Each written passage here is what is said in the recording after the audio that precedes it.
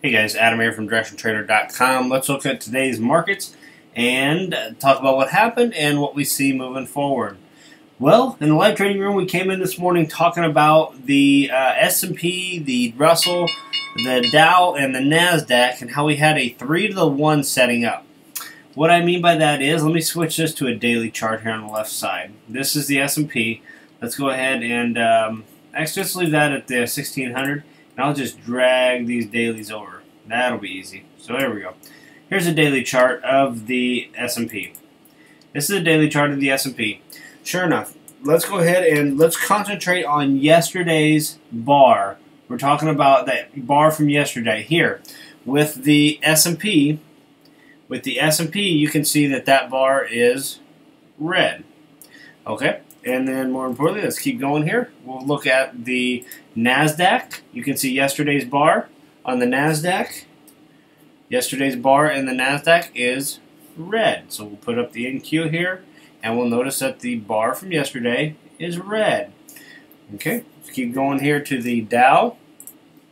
You'll notice here yesterday's bar on the Dow, red. Another red bar here on the Dow. So we have all three of these instruments selling off here. Now if we go even further and take a look at the Russell, see Russell had an update yesterday, and not just a small update, a pretty severe update. So then you had the Russell, I'm just going to go ahead and draw these out so we all are very, very clear on this. The Russell had actually a positive day. So, alright Adam, what all does this mean here? That's what some of you may be asking. Well, for starters, you would think, just conventional wisdom here would think that, alright, well, the Russell was pushing up, the other three were pushing down, that one should come and join the three. Nope, that's not what typically happens. Believe it or not, 80+% of the time, anytime you have three instruments trading, three of the index trading in one way, and just one of them's kind of a monopoly, these three will come join the one, rather than the one coming and joining the three. So the three here will come and join the one. So going into today, our game plan this morning was to look really patiently to see if we can start to push above the previous day's highs and get some bullish moves. Sure enough, if you look at today's markets, guys, we got extreme bullishness in the market. Look here at the Russell. We had a nice push up today in the Russell. Here's the S&P. Nice push up in the S&P. The Nasdaq, not so much, but still we got a push up here in the Nasdaq. We had some Intel came out with some pretty rough news early on in the Nasdaq. So, you know, obviously the Nasdaq didn't get as much of a boost with that negative news, but it still closed higher.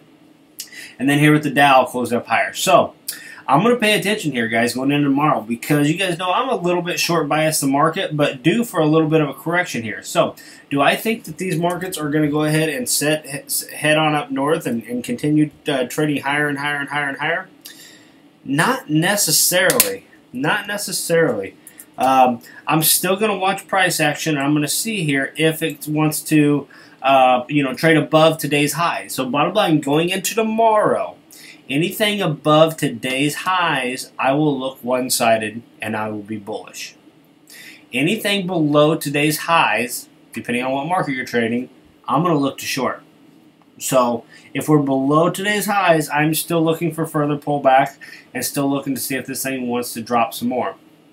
Okay, so the line in the sand for me going into Friday's trading tomorrow morning, if we get above the previous day's highs, today's highs, I'm going to go with it.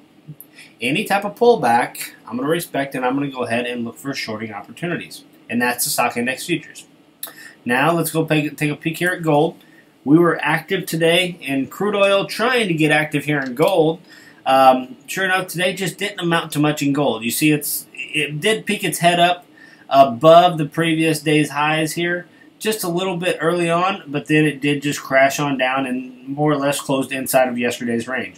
So, just like I said, been saying here recently, we're getting pretty separated here from the 21. So until we break down below the previous day's low, once that happens, I am one-sided to the short side. Until then, I'm going to look intraday at multiple time frames here intraday and try and get some trading opportunities to the long side here and get this back up towards this 21 period EMA. Okay, so pretty straightforward there on gold. That's a kind of a setup we like to talk about quite often. And then here in crude, man, were we fighting like crazy to get this thing to the short side in crude today. We were waiting patiently. We were trying to take breakout after breakout after breakout here this morning and just weren't getting this thing going. We made some money in crude today, but I did got three fills in crude, made some money, but all of our trades ended in trail stops, meaning we were locking in profits using a trail stop, and sure enough, that's just kind of where we ended up here. You see, back in this range where we got choppy here, we were actually trying these. You know, we'd have high speed. Here, let me just zoom in here. What we would have here is we would have high speed moves to the downside, slow grinds back. We would short, get trail stopped. All right, so then we'd try it again. We'd try it again. I think we tried again right here. Actually, we had this nice quick grind, pushed to new lows on the pullback, started to get some selling. Stopped for a small profit there. And then again, later on, we tried doing the same thing. So it was just one of these things that we were really looking at this daily chart. What we've been looking at here and paying attention to is this sideways range in the crude. This is a daily chart. And how it's holding the lower half. It's no longer trading all the way back up.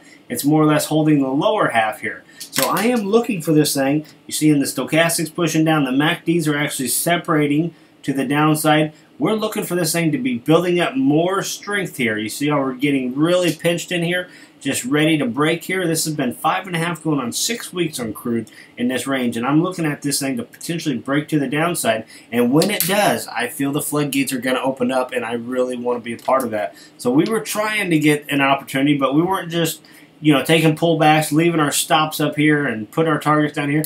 What we were doing was we was putting a stop, and we were letting this thing start to trade in our direction, locking in profits. As it moved more, lock in a little bit more profits, and then if it were to break the previous swing low, we were going to loosen it up a little bit. And it just never did that. It would do this number, and then all of a sudden it would break down a little bit more, pull back, get us into the market, drop down, we'd trail that stop, at least to lock in profits, get down to these lows, bounce right back up, and it was just over and over and over. Luckily enough, we had good trade management to lock in some profits there, but we were really waiting for this thing and hoping that one of our entries was going to be that one that opens the floodgates. But sure enough, we did not get that. I am still anticipating something like that going into tomorrow's trading activity. So that's it, guys. More of an update here, but I hope that helps out. Hope you're able to take something from these.